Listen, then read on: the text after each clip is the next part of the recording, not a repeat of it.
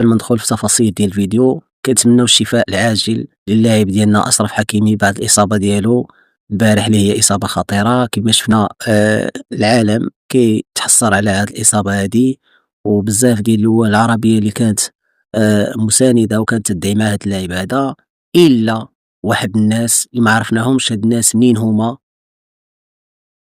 كما شفنا ناس بشر ما هُما مسلمين، ما عندهمش ديانة إسلامية، ومع ذلك ما عجبهمش الحال وما عجبتهمش هاد الإصابة. فما عرفتش أنا هاد الناس علاش هاد الحقد كامل، وعلاش هاد الشي كامل، علاش هاد الغل. لاعب كرة قدم مغربي مسلم، علاش تمنيتوا ليه هاد الإصابة؟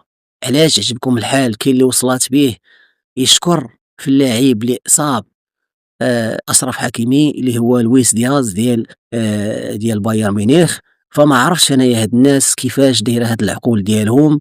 فالبارح ضرني خاطري بزاف وما عجبنيش الحال. فكيفاش هاد الناس غادي يجيو لعندنا المغرب وغادي نستضيفوهم وغيدخلوا عندنا وغيتخالطوا معانا؟ فهاد الناس هادو صراحة ما فيهمش الأمان، زعما بكل صراحة ما فيهمش هاد الناس الأمان يدخلوا عندنا المغرب ويتخالطوا معانا.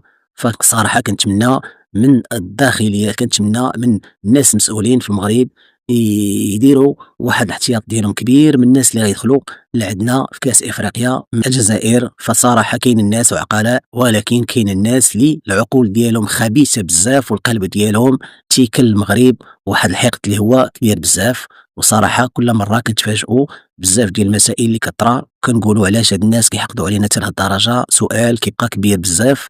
كشاب ما غاديش نعرفوا هادشي بزاف، يقدروا يعرفوه الناس اللي هما كيفهموا في السياسة بزاف، ولكن حنا ما عندنا حتى شي علاقة بهادشي. ولكن بحال هاد الحوايج كيوريونا هاد الناس كيفاش العقلية ديالهم، كيفاش القلب ديالهم كحل من جهة المغرب. وهادشي اللي كاين في هاد الفيديو. كنتمنى هاد الفيديو ينال الإعجاب ديالكم وتبارطاجا وتفاعلوا معاه باش يوصل لجميع المغاربة. فيديو قادم إن شاء الله بحول الله.